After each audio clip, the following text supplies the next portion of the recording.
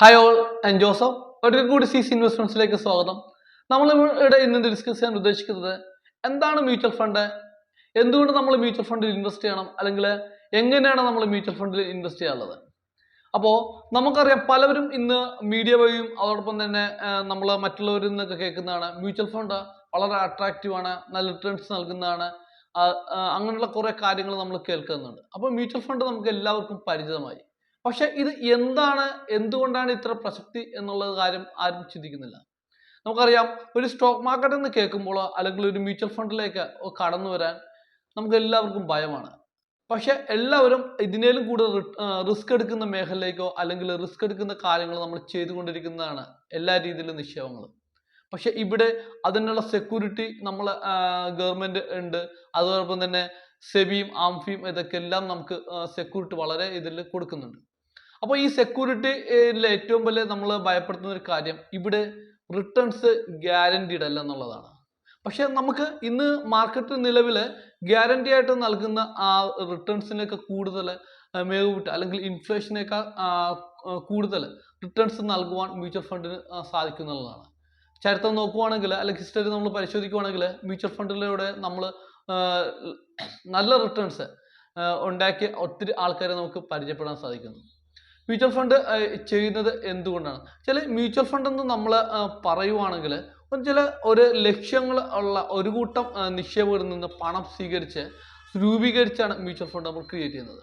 ഇവിടെ ഈ fund manage ചെയ്യുന്നത് വളരെ പ്രൊഫഷണൽ ആയിട്ടുള്ള മാനേജേഴ്സ് ആണ്. നമുക്കറിയാം, നമ്മുടെ ഫണ്ട് നമ്മൾ മാനേജ് ചെയ്യുമ്പോൾ നമുക്കൊരു ഉൾഭയവും കാര്യങ്ങളൊക്കെ എല്ലാം വരാറുണ്ട്. പക്ഷെ നമുക്ക് എന്നാൽ റിസ്ക് എടുത്ത് നല്ല റിട്ടേൺസ് കിട്ടുന്ന രീതിയിൽ നമ്മുടെ ഫണ്ട് മാനേജ് ചെയ്യണമെന്ന് ഓരോ വ്യക്തിയും അല്ലെങ്കിൽ ഓരോരുത്തരും ആഗ്രഹിക്കാറുണ്ട്. ഇവിടെയാണ് നമ്മളുടെ ഏറ്റവും വളരെ പ്രസക്തി മ്യൂച്വൽ ഫണ്ടിന് വരുന്നത്. കാര്യം, നമ്മൾ ഈ മ്യൂച്വൽ ഫണ്ട് ഹൗസ് അവർ അപ്പോയിന്റ് ചെയ്യുന്ന ഫണ്ട് മാനേജേഴ്സ് വളരെ പ്രൊഫഷണൽസ് ആണ്, നല്ല എഡ്യൂക്കേഷൻ ക്വാളിറ്റി ആണ്, അതോടൊപ്പം തന്നെ നല്ല എക്സ്പീരിയൻസ് ഉള്ള ആൾക്കാരാണ്. അപ്പൊ ഇത് ആണ് അതിന്റെ ഏറ്റവും വലിയൊരു അട്രാക്റ്റീവ് ആയിട്ടുള്ള ഒരു ഇതെന്ന് ചെല്ലുന്ന വളരെ പ്രൊഫഷണൽ ആയിട്ടുള്ള ഫണ്ട് മാനേജേഴ്സ് ആണ്. അപ്പോൾ ഇവരാണ് നമ്മുടെ ഫണ്ടുകൾ മാനേജ് ചെയ്യുന്നത്. ഈ മാനേജ് ചെയ്ത ഫണ്ടിൽ നിന്ന് നമുക്ക് റിട്ടേൺസ് എല്ലാം വരുന്നത്. അപ്പോൾ ഈ മ്യൂച്വൽ ഫണ്ട് എന്താണെന്ന് നമുക്ക് ഇത് മനസ്സിലായി. ഇതിൽ എങ്ങനെ നമുക്ക് നിക്ഷേപിക്കാം എന്ന് നോക്കാം. ഇത് നമ്മൾ ഒരു ഫണ്ട് ഹൗസ്, ചില ഇന്ത്യയിൽ 44 AMCs അസറ്റ് മാനേജിംഗ് കമ്പനീസ് ആണ് വർക്ക് ചെയ്യുന്നത്. അപ്പോൾ ഈ ഓരോ ഫണ്ടുകളും നമുക്ക് നേരെ നിക്ഷേപിക്കാൻ പറ്റും. ഈ നിക്ഷേപിക്കുന്നതിന് വേണ്ടി ആദ്യം നമുക്ക് ഏറ്റവും അട്രാക്റ്റീവ് ആയിട്ട് വേണ്ടത് KYC ആണ്. ഇത് ഒരു മ്യൂച്വൽ ഫണ്ട് ലോകത്തേക്കുള്ള ഒരു താക്കോൽ എന്ന് തന്നെ ഇതിന് നമുക്ക് നിക്ഷേപിക്കാൻ സാധിക്കുന്നു. അപ്പോൾ ഈ KYC നമുക്ക് എങ്ങനെ നേടിയെടുക്കാം, അല്ലെങ്കിൽ KYC നമുക്ക് എങ്ങനെ അപ്ഡേറ്റ് ചെയ്യാം?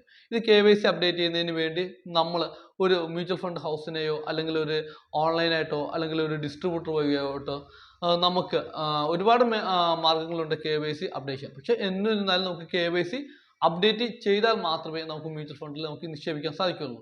അപ്പോൾ ഇതിന് നമുക്ക് വേണ്ടത് ഒരു ഫോട്ടോ, അതോടൊപ്പം തന്നെ ഒരു അഡ്രസ് പ്രൂഫ്, പാൻ കാർഡിന്റെ കോപ്പി, പിന്നെ മെയിൽ ID, അങ്ങനെയൊക്കെ ഒത്തിരി കുറച്ച് കാര്യങ്ങളാണ്. ഇതൊരു ഡിസ്ട്രിബ്യൂട്ടർ നമ്മളിൽ നിന്ന് കളക്ട് ചെയ്യുകയോ അല്ലെങ്കിൽ കമ്പനി ഡയറക്റ്റ് പോകാൻ സമയമുള്ളവർക്ക് അത് പോകാം, അല്ലെങ്കിൽ ഓൺലൈൻ ചെയ്യാൻ ടെക്നിക്കായിട്ടുള്ള ആൾക്കാർക്ക് അതുവഴി ചെയ്യാൻ സാധിക്കുകയും ചെയ്യുന്നു. എന്നാലും ഈ KYC പ്രോസസ് കംപ്ലീറ്റ് ചെയ്താൽ നമുക്ക് ഏത് ഫണ്ടിൽ എപ്പോൾ വേണമെങ്കിലും എത്ര എമൗണ്ട് വേണമെങ്കിലും നമുക്ക് നിക്ഷേപിക്കാൻ സാധിക്കുന്നതാണ്.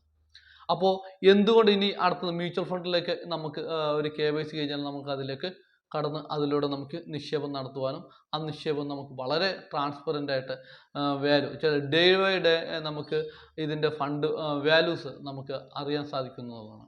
എന്തുകൊണ്ടും നമ്മൾ മ്യൂച്വൽ ഫണ്ടിൽ നമ്മൾ നിക്ഷേപിക്കണം എന്നുള്ളതാണ് അതിൻ്റെ ഏറ്റവും വലിയ നേട്ടങ്ങൾ, ചില ബെനിഫിറ്റ്, ചില അതിൻ്റെ ക്വാളിറ്റീസ് തന്നെയാണ്. ഏറ്റവും വലിയൊരു ക്വാളിറ്റി എന്ന് വെച്ചാൽ ഹൈ ലിക്വിഡിറ്റി ആണ്. നമുക്ക് എപ്പം വേണമെങ്കിലും അത് ക്യാഷ് ആക്കി മാറ്റുവാൻ സാധിക്കുന്നു. വളരെ എന്ന് വെച്ചാൽ രണ്ടാമത്തത് ട്രാൻസ്പെറൻ്റ് ആണ്. വളരെ ട്രാൻസ്പെറൻ്റ് ആയിട്ട് നമ്മൾ ഫണ്ട് നമുക്ക് കാര്യങ്ങൾ അറിയാൻ സാധിക്കുന്നു എന്നുള്ളതാണ്. മൂന്നാമത്തെ കേസ് പറയുകയാണെങ്കിൽ ആദ്യം ഞാൻ പറഞ്ഞതുപോലെ തന്നെ ഫണ്ട് മാനേജേഴ്സ് ആണ്. വളരെ ഹൈ പ്രൊഫഷണൽ ആയിട്ടുള്ള ഫണ്ട് മാനേജേഴ്സ് ആണ് ഓരോ AMCസും വെക്കുന്ന കാര്യം. അവരുടെ ഒരു പ്രസ്റ്റീജ് ഇഷ്യൂ അല്ലെങ്കിൽ ഒരു മാർക്കറ്റിൽ അവരുടെ ഹിസ്റ്ററി, ചില മാർക്കറ്റിൽ ഏറ്റവും മുൻപന്തിയിൽ നിൽക്കാൻ വേണ്ടി നല്ല ഫണ്ട് മാനേജറിനെ അവർ വയ്ക്കുന്നു എന്നുള്ളതാണ്. അപ്പോൾ അതോടൊപ്പം തന്നെ നമുക്ക് റിസ്ക് റിവാർഡ് റേഷ്യോ നമുക്ക് നോക്കാം. നമുക്കറിയാം ബാങ്കിൽ നിക്ഷേപിക്കും, നമുക്ക് ഇൻഫ്ലേഷൻ റേറ്റിനെ ബീറ്റ് ചെയ്യുന്ന രീതിയിലുള്ള ഒരു നിക്ഷേപം അല്ലെങ്കിൽ നേട്ടങ്ങൾ നമുക്ക് കൈവരിച്ചാൽ നമ്മുടെ ഫണ്ട് നമുക്ക് നേട്ടങ്ങൾ നേടിത്തരുന്നു എന്നുള്ള പറയാൻ പറ്റുള്ളൂ. പലരും പറയുന്നുണ്ട് ബാങ്കിൽ നിക്ഷേപിക്കുന്നത്, ബാങ്കിൽ നിക്ഷേപിക്കുന്ന ആ നിക്ഷേപവും അതോടൊപ്പം തന്നെ മ്യൂച്വൽ ഫണ്ടിൽ നിന്നുള്ള നിക്ഷേപവും നല്ല റിട്ടേൺസ് നമ്മൾ വേരിയേഷൻ ഉണ്ടാവും. അപ്പോൾ അത് ഇൻഫ്ലേഷൻ റേറ്റ് നമുക്ക് കോമൺ ആയിട്ട് അറിയാൻ പറ്റും. ആ ഇൻഫ്ലേഷനെ ബീറ്റ് ചെയ്യുന്ന രീതിയിലുള്ള റിട്ടേൺസ് നമുക്ക് നേടിയാൽ മാത്രമേ നമ്മുടെ ഫണ്ട് വളർന്നു എന്നുള്ളത് പറയാൻ സാധിക്കുന്നുള്ളൂ. ഓക്കെ, അപ്പോൾ ഇതാണ് മ്യൂച്വൽ ഫണ്ട് എന്താണെന്ന് നമുക്ക് നോക്കി അതെങ്ങനെ നമുക്ക് നിക്ഷേപിക്കാം എന്നുള്ളതിൽ നമ്മളിത് ഈ പോർഷൻസ് കവർ ചെയ്തു. അപ്പോൾ നെക്സ്റ്റ് നമ്മൾ ഇതിനേലും നല്ലൊരു ക്വാളിറ്റി ആയിട്ട് മ്യൂച്വൽ ഫണ്ടിലൂടെ എങ്ങനെ നമുക്ക് അധികം എമൗണ്ട് ഉണ്ടാക്കാൻ സാധിക്കും എന്നുള്ള കാര്യങ്ങൾ നമ്മൾ ഡിസ്കസ് ചെയ്യുന്നതാണ്. Okay, thanks for watching.